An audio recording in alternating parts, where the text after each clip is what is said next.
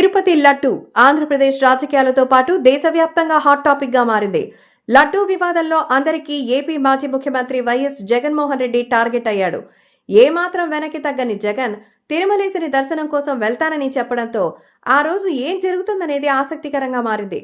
ఇదే క్రమంలో జగన్ డిక్లరేషన్ తెర మీదకొచ్చింది. పరమ పవిత్రంగా భావించే తిరుమల తిరుపతి లడ్డు తయారీలో జంతువుల కొవ్వు నూనెలు కలిపారు అనేదే వార్తలు ఆంధ్రప్రదేశ్లోనే కాదు దేశవ్యాప్తంగా సంచలనం రేపుతున్నాయి. మరీ ముఖ్యంగా ఏపీలో రాజకీయ దుమార రేపుతోంది. అధికార ప్రతిపక్ష పార్టీల మధ్య ఇప్పుడు ఇదే అంశం మాటల యుద్ధానికి తెరతీసింది. ప్రస్తుత సీఎం చంద్రబాబు ప్రభుత్వం గత వైఎస్ఆర్సీపీ సర్కారును టార్గెట్ చేస్తూ విమర్శలు కురిపిస్తోంది. ముఖ్యంగా మాజీ ముఖ్యమంత్రి వైఎస్ జగన్మోహన్ రెడ్డిపై విమర్శల పదును పెంచింది. ఇప్పుడు వైకాపా కూడా అధికార పార్టీ నాయకులపై ఎదురుదాడికి దిగింది.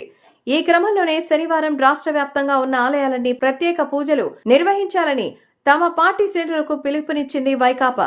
ఏపీ మాజీ ముఖ్యమంత్రి వైకాపా అధినేత వైఎస్ జగన్మోహన్ రెడ్డి ఈ నెల 27న తిరుమలకు వెళ్లబోతున్నారు. తర్వాత రోజు అంటే శనివారం తిరుమలేశుని దర్శించుకుంటారు. ఇప్పటికే లడ్డూ వివాదంలో అందరికీ టార్గెట్ గా మారిన జగన్ తిరుమల పర్యటనను ప్రకటించడం ఉత్కంఠను నెలకొంది. జగన్ తిరుమల పర్యటన సందర్భంగా డిక్లరేషన్ అంశం తెర మీదకొచ్చింది. తిరుమల పర్యటన దర్శనం కోసం జగన్ డిక్లరేషన్ ఇవ్వాలని ఎన్డీఏ నాయకులు డిమాండ్ చేయడంతో మరోసారి రచ్చ మొదలైంది. తిరుమల తిరుపతి దేవస్థానం గతంలో పేర్కొన్న సమాచారం ప్రకారం టీటీడీ సాధారణ నిబంధనలలోని రూల్ నంబర్ 136 కేవలం హిందువులకు మాత్రమే దర్శనానికి అనుమతించబడుతుందని ఉంది. అయితే వెంకటేశ్వరి దర్శనం కోసం హిందువులు కాని వాళ్ళు అంటే ఇతర మతస్థులు తమ మతం గురించి టీటీడీ అధికారులకు తెలియజేయాలి.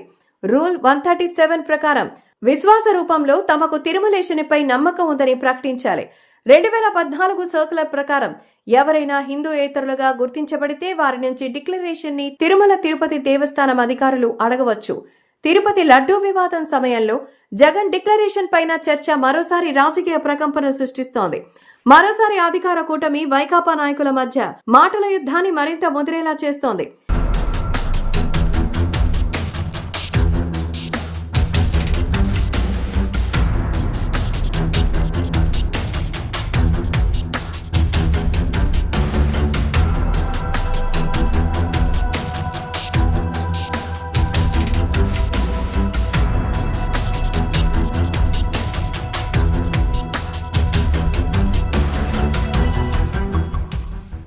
ఎన్డీఏ నాయకులు జగన్ డిక్లరేషన్ ఇవ్వాలని డిమాండ్ చేస్తున్నారు. ఎందుకంటే జగన్ అన్య మతస్థుడని, హిందువు కాబట్టే ఆయన వెంకటేశ్వర స్వామి దర్శనం కోసం డిక్లరేషన్ ఇవ్వాలని బీజేపీ నాయకులు పురంధరేశ్వరి అన్నారు. అలాగే ఇతర ఎన్డీఏలు నేతలు కూడా జగన్ నుంచి డిక్లరేషన్ డిమాండ్ చేస్తున్నారు. తిరుమల లడ్డు వివాద నేపథ్యంలో స్పందించిన ముఖ్యమంత్రి చంద్రబాబు వైఎస్ఆర్సీపీ అధ్యక్షుడు వైఎస్ జగన్మోహన్ రెడ్డిని ఆలయంలోకి ప్రవేశించే ముందు పీఠాధిపతి అయిన వెంకటేశ్వరుడిపై విశ్వాసం ఉంటుందని డిక్లరేషన్ ఇచ్చారా అని తెలుసుకోవాలని కోరారు. ఇదే విషయాన్ని చంద్రబాబు తన ట్విట్టర్ అకౌంట్ నుంచి కూడా ప్రస్తావించారు.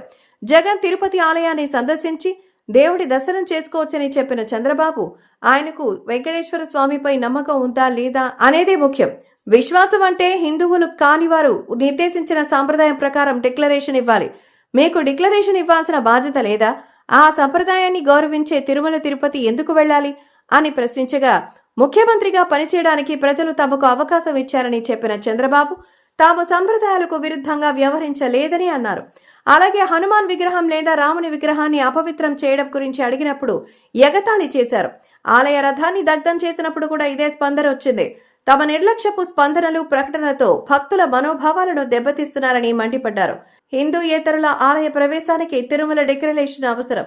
అప్పటి తిరుమల తిరుపతి దేవస్థానం చైర్మన్ వైవి సుబ్బారెడ్డి వివాదానికి తెరలేపిన సంగతి తెలిసిందే.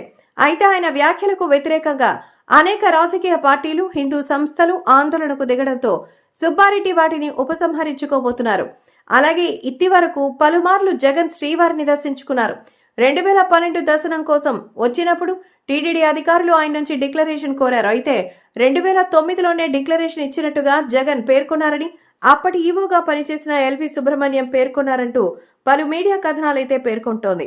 ఎన్డీఏ నేతలు జగన్ నుంచి కోరుతున్న డిక్లరేషన్ డిమాండ్ తో పాటుగా అప్పటి డిక్లరేషన్ వార్త క్లిప్పింగ్స్ ప్రస్తుతం సోషల్ మీడియాలో వైరల్ గా మారాయి.